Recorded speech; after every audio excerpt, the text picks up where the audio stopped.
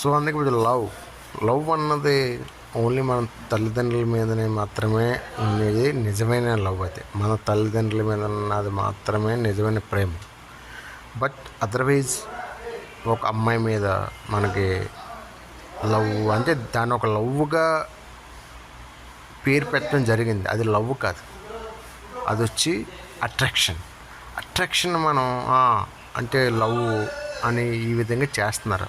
So అంటే నేను చెప్పేది ఏంటంటే లవ్ మ్యారేజ్లో కూడా చాలామంది సక్సెస్లు ఉన్నాయి, ఫెయిలియర్స్ ఉన్నాయి. అరేంజ్డ్ మ్యారేజ్లో కూడా చాలా సక్సెస్ ఉన్నాయి, ఫెయిలియర్స్ ఉన్నాయి కాదంటలేదు. బట్ ఏంటంటే అది లవ్ మ్యారేజ్ ఇప్పుడు సక్సెస్ అవుతుంది కదంటే వాళ్ళ పేరెంట్స్ వీళ్ళ పేరెంట్స్ కాంప్రమైజ్ అయిపోయి ఒక్కలే అన్న ఇదిలో అది సక్సెస్లో అవుతుంది. ఇవి కూడా